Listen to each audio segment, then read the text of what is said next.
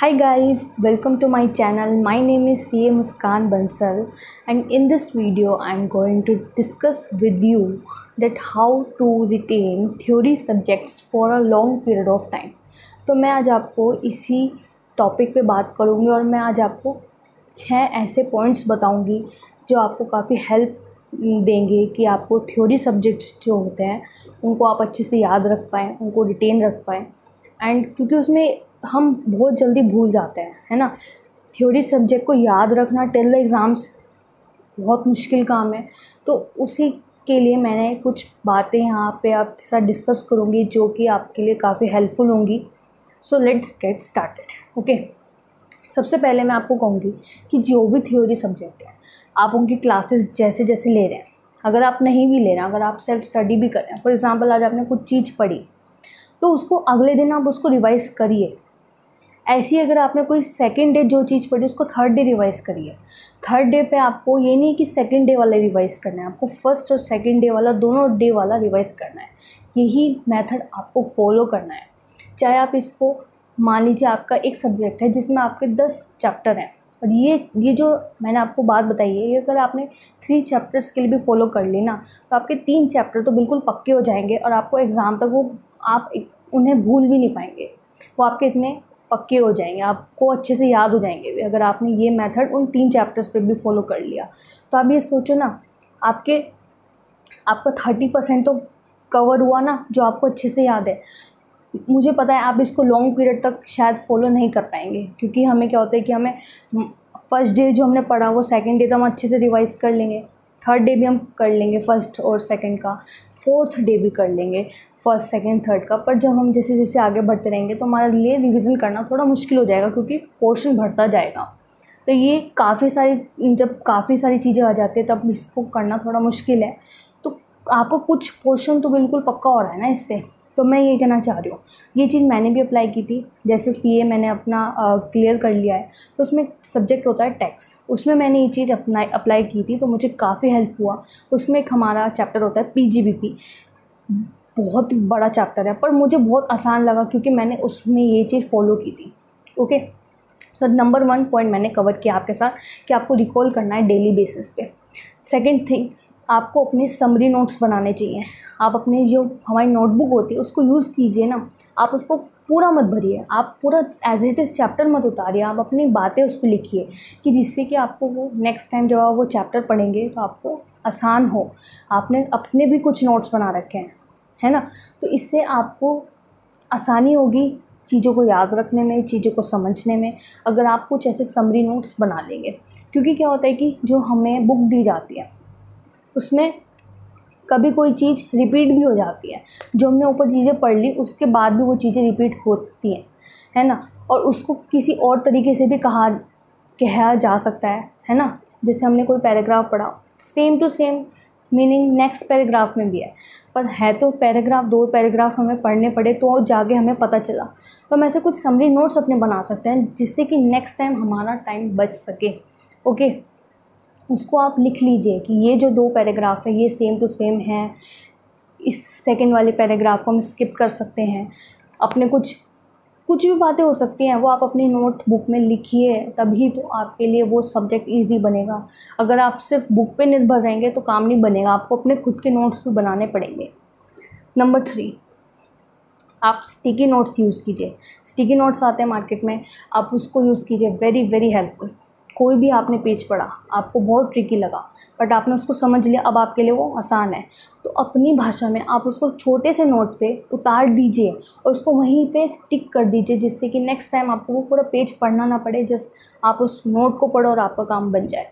तो sticky notes very very helpful, मुझे तो बहुत हेल्प हुआ। हमारे सीए में एक सब्जेक्ट होता है लॉ, उसमें इतनी सारी लिमिट्स होती हैं कि अगर हम उनको कहीं लिखेंगे नहीं अपनी भाषा में तो हम सब भूल जाएंगे, और उसको अगर हम इजी नहीं बनाएंगे तो हमारे दिमाग में कुछ नहीं रहने वाला है। तो स्टिकी नोट्स वेरी इंपॉर्टेंट। कुछ चीज़ें ऐसी होती है कि जस्ट हमने एक वर्ड पढ़ा और हमें पूरी की पूरी चीज़ याद आ गई, तो हम स्टिकी नोट्स पे वो वर्ड लिख सकते हैं जिससे कि हमें हेल्पफुल हो।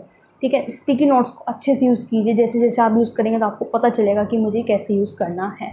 ओके, आप उस पर कोई भी ऐसा लाइन लिख सकते हैं, कोई इंपॉर्टेंट लाइंस लिख सकते हैं, पॉइंट्स लिख सकते हैं, जिससे कि आपके लिए पूरा पेज कवर करना बहुत आसान हो जाएगा।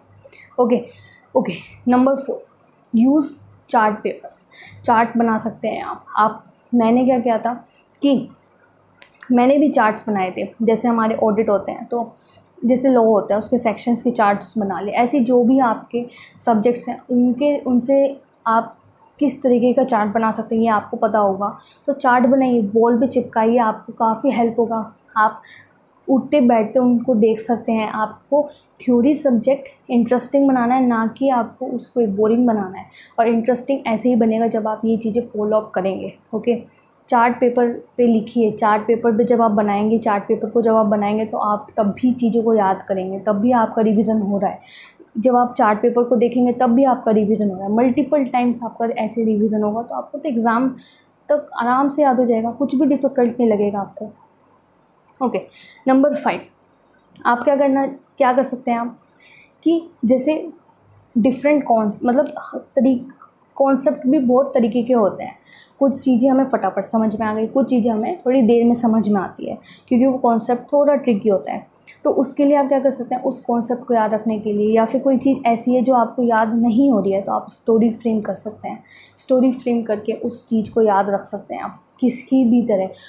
प्रैक्टिकल लाइफ से उसको लिंक करके आप एक स्टोरी फ्रेम कर सकते हैं। या फिर आप जैसे मान लीजिए 6-7 पॉइंट्स हैं, आप उनके एक वर्ड का इनिशियल उठा लीजिए और उस इनिशियल से मिला के एक वर्ड बना लिया, तो वो एक वर्ड से आपको पॉइंट्स याद रह सकते हैं। इसे बोलते हैं मेमोरेबल ट्रिक। इसको आप फॉलो कीजिए, वेरी हेल्पफुल, बहुत काम आएगी आपके।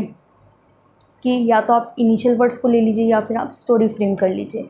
ठीक है, ये सब काम आप कर सकते हैं। फिर last but not least, very important, आप क्या करिए कि आपको ध्यान देना है कि आपको चीज़ें फिनिश करनी है। ठीक है, focus on finishing the things. कैसे क्या कहना चाह रही हूँ मैं कहना चाह रही हूँ कि मान लीजिए आपका एक टॉपिक है, उसमें 10 पॉइंट्स लिख रखे हैं बुक में, और आपको पता है कि अगर ये क्वेश्चन बुक में आता है, एग्ज़ाम में आता है, तो 5 या फिर 4 या 6 मार्क्स का आएगा और मुझे हर पॉइंट के लिए 1 मार्क मिलेगा। तो इट मीन्स मुझे या तो 6 पॉइंट लिखने हैं, 5 पॉइंट या 4 पॉइंट, इतने मुझे लिखने हैं। तो आप सिर्फ वो पॉइंट अपने फेवरेट पॉइंट्स आप मार्क कर लीजिए, सिर्फ उनको ही याद कीजिए ना, उनको ही पढ़िए। आप बाकी के 4 पॉइंट्स को मत देखिए, आपका टाइम भी बचेगा, आपका दिमाग में स्टोर वही चीज़ें होंगी जो आपको याद रखनी है। I hope you understand my point, है ना। काफ़ी सारी चीज़ें ऐसी होती हैं जिनमें पॉइंट्स लिखे होते हैं और उन पॉइंट्स का हमें पता होता है कि अगर if this question coming in exam, तो या तो ये 5 या 6 नंबर का आएगा और मुझे हर पॉइंट के लिए 1 मार्क मिलेगा। तो मैं पॉइंट वाइज याद करूँ ना, 10 पॉइंट को क्यों मैं पढ़ूँ, क्यों याद करूँ, मैं 5-6 पॉइंट अपने फेवरेट मार्क कर लूँ और बस उनको याद करूँ। आई होप समझ रहे हैं आप। तो इससे आपका क्या होगा, आपकी चीज़ें जल्दी फिनिश होंगी, आपका टाइम बचेगा, आपके दिमाग में वही चीज़ें स्टोर होंगी जो आपको अल्टीमेटली याद रखनी है। ओके, सो ये 6 पॉइंट्स मेरे फिनिश होते हैं यहाँ पे।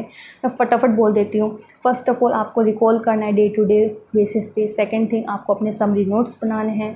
थर्ड थिंग, आप स्टिकी नोट्स इस्तेमाल कीजिए। नंबर 4, आपको चार्ट पेपर यूज़ करने चाहिए, वेरी हेल्पफुल। नंबर 5, आपको डिफरेंट कॉन्सेप्ट्स के लिए, मतलब जो ट्रिकी कॉन्सेप्ट्स हैं, आप या तो उसके लिए मेमोरेबल ट्रिक यूज़ कर सकते हैं, या तो स्टोरी फ्रेम कर सकते हैं, या फिर आप इनिशियल वर्ड्स लेके आप वो एक वर्ड फ्रेम कर सकते हैं।